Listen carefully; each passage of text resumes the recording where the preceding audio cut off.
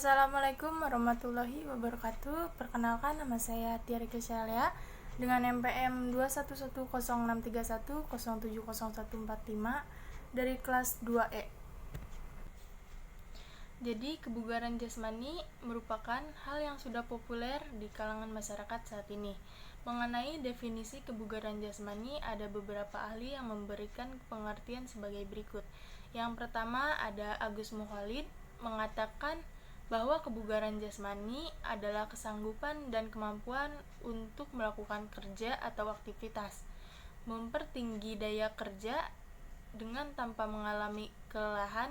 Menurut Sumo Sarjuno dan Giri Wijojo menyatakan bahwa kebugaran jasmani adalah kemampuan tubuh untuk menyesuaikan fungsi alat-alat tubuh dalam batas psikolog terhadap keadaan lingkungan atau kerja fisik secara efisien tanpa lelah berlebihan.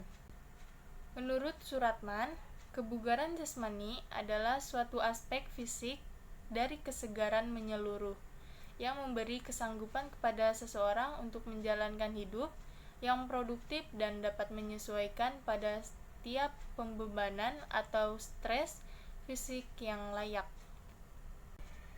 Seseorang yang memiliki kesegaran jasmani yang baik dapat diartikan cukup mempunyai kesanggupan untuk melakukan pekerjaan dengan efisien tanpa menimbulkan kelelahan yang berarti, sehingga masih memiliki sisa tenaga untuk mengisi waktu luangnya dan tugas-tugas mendadak lainnya.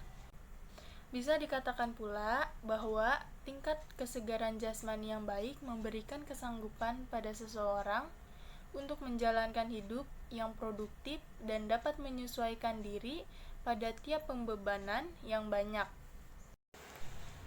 Ada beberapa komponen pokok yang berkaitan dengan kesegaran jasmani.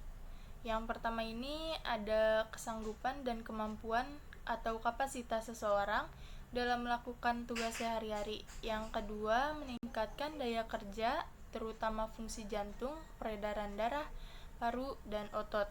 Yang ketiga ini ada tanpa mengalami kelelahan yang berarti, yakni adanya pemulihan kembali. Selanjutnya, masih memiliki cadangan energi. Dan yang terakhir, secara umum membantu meningkatkan kualitas hidup seseorang. Seperti yang telah disebutkan bahwa olahraga dapat meningkatkan kebugaran jasmani. Fungsi dari olahraga itu sendiri adalah meningkatkan kisaran gerak, meningkatkan stamina tubuh, melepaskan kecemasan, meredakan kinerja seksual, membantu mencegah penyakit jantung, mencegah osteoporosis, memperbaiki ketajaman mental, memperbaiki konsentrasi, dan masih banyak lagi. Lalu fungsi kebugaran jasmani ini yaitu sangat penting bagi kehidupan seseorang dalam melakukan kegiatan sehari-hari. Seperti yang sudah disebutkan tadi, bahwa olahraga dapat meningkatkan kebugaran jasmani. Fungsi dari olahraga itu sendiri ada beberapa. Yang pertama ini meningkatkan kisaran gerak, meningkatkan stamina, melepaskan kecemasan, meredakan kinerja seksual, membantu mencegah penyakit jantung, mencegah penyakit osteoporosis, memperbaiki ketajaman mental, memperbaiki konsentrasi, memperbaiki pandangan hidup, dan mengurangi nyeri radang sendi. Selanjutnya, fungsi kebugaran jasmani ini adalah sangat penting bagi kehidupan seseorang dalam melakukan kegiatan sehari-hari.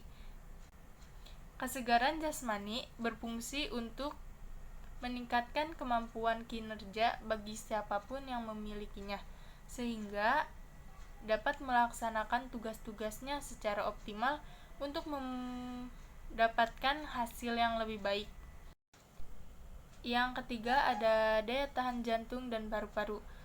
Daya tahan jantung dan paru-paru ini adalah kemampuan jantung untuk memompa darah dan paru-paru untuk melakukan respirasi dan kerja kontraksi otot dalam waktu yang lama secara terus-menerus tanpa mengalami kelelahan yang berarti dan segera pulih asal dalam waktu yang singkat. Daya tahan jantung dan paru-paru ini sangat penting untuk menunjang kerja otot dengan mengambil oksigen dan menyalurkan ke jaringan otot yang sedang aktif, sehingga dapat digunakan untuk proses metabolisme tubuh. Daya tahan otot dan kelenturan. Yang pertama ini ada daya tahan otot. Jadi, daya tahan otot adalah kapasitas sekelompok otot untuk melakukan kontraksi yang beruntun atau berulang-ulang terhadap suatu beban maksimal dalam jangka waktu yang tertentu. Daya tahan otot bermanfaat untuk mengatasi kelelahan. Pengukuran daya tahan otot dilakukan melalui push-up test, sit-up. Daya tahan otot bermanfaat untuk mengatasi kelelahan, dan pengukuran daya tahan otot ini dilakukan bisa dengan push-up dan sit-up. Daya tahan otot mengacu pada suatu kelompok otot yang mampu untuk melakukan kontraksi yang berturut-turut, atau mampu mempertahankan suatu kontraksi statis untuk jangka waktu lama. Contohnya ini atlet yang melakukan push-up atau seorang ibu yang sedang mengulek sambal. Yang kedua ini ada kelenturan. Kelenturan adalah kemampuan tubuh untuk melakukan gerak melalui ruang gerak sendi atau ruang gerak tubuh secara maksimal tanpa mempengaruhi oleh suatu paksaan atau tekanan.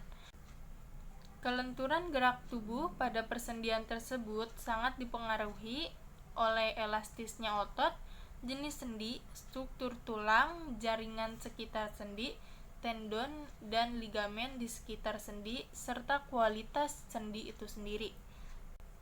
Terkait dengan kesehatan, maka kelenturan merupakan salah satu parameter atau tolak ukur kesembuhan akibat cedera dan penyakit-penyakit sistem. Yang kelima ini ada kekuatan otot. Kekuatan otot adalah tenaga, gaya, atau tegangan yang dapat dihasilkan oleh otot atau sekelompok otot pada suatu kontraksi dengan beban maksimal. Seseorang mungkin memiliki kekuatan pada bagian otot tertentu, namun belum tentu memiliki pada bagian otot lainnya. Pada pengukuran kekuatan otot, yang diukur adalah kekuatan kontraksi volunteer maksimal, di mana kekuatan otot harus maksimal dan kontraksi tidak terjadi akibat rangsangan eksternal, tetapi benar-benar secara sukarela. Kekuatan otot dapat diukur menggunakan dinamometer. Yang keenam ini ada komposisi tubuh. Komposisi tubuh atau disebut dengan body composition adalah persentase lemak dari berat badan total dan indeks massa tubuh. Digambarkan dengan berat badan tanpa lemak dan berat lemak. Berat badan tanpa lemak terdiri dari massa otot, tulang, dan organ-organ tubuh. Masing-masing unsur tersebut memiliki komposisi, seperti massa otot terdiri dari 40% sampai 50%. Lalu tulang memiliki 16% sampai 18%. Organ-organ tubuh yang lainnya ini memiliki 29% hingga 39%. Lalu yang ketujuh ada faktor-faktor yang mempengaruhi kebugaran jasmani. Yang pertama ini jasmani. Keadaan jasmani seseorang mempengaruhi kebugaran jasmaninya. Orang yang keadaan fisiknya sedang sehat tentu memiliki kebugaran jasmani yang lebih baik dibandingkan orang yang sedang sakit. Yang kedua ini adalah keturunan. Jadi kebugaran dari orang tua akan menurun kepada anaknya apabila orang tuanya memiliki kebugaran jasmani yang bagus. Kemungkinan anaknya pun akan mempunyai kebugaran jasmani yang baik. Hal-hal yang menurut pada keturunan yaitu hal yang berpengaruh terhadap kapasitas jantung, paru, postur tubuh, obesitas, dan sel darah, lalu serat otot.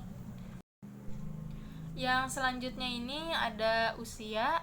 Kebugaran jasmani anak-anak meningkatkan sampai mencapai maksimal pada usia 25 sampai 35 tahun. Kemudian akan terjadi penurunan kapasitas fungsional dari seluruh tubuh. Kira-kira sebesar 0,8 sampai 1% per tahun. Tetapi bila rajin olahraga, penurunan ini dapat berkurang sampai separuhnya. Semakin tua usia seseorang, maka kebugaran jasmaninya akan menurun. Sehingga dapat disimpulkan bahwa kebugaran jasmani orang yang masih muda lebih baik dibandingkan dengan orang yang sudah usianya tua. Waktu yang digunakan untuk beristirahat kurang, maka kebugaran jasmaninya pun akan menurun.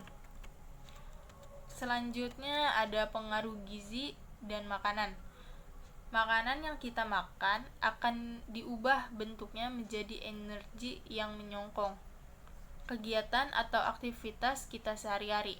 Apabila makanan yang kita makan tidak memenuhi kebutuhan dan gizinya pun kurang, maka energi yang akan digunakan untuk melakukan aktivitas pun akan berkurang. Unsur-unsur kebugaran jasmani dan bentuk latihannya. Kecepatan atau disebut dengan speed adalah kemampuan tubuh untuk melakukan gerakan dalam waktu sesingkat-singkatnya. Yang pertama ini latihan kecepatan. Latihan kecepatan yang masih bersifat umum ini diberikan dalam bentuk latihan lari. Jadi yang kedua ini latihan peningkatan kecepatan. Bentuk latihan untuk meningkatkan kecepatan ini ada beberapa. Yang pertama, lari cepat dengan jarak 40 dan 60 meter. Yang kedua, lari dengan mengubah kecepatan mulai melambat lalu makin lama makin cepat. Yang ketiga ini lari naik bukit, dan yang keempat lari menuruni bukit, dan yang kelima lari menaiki tangga gedung. Ya, cukup sekian dari saya. Wassalamualaikum warahmatullahi wabarakatuh.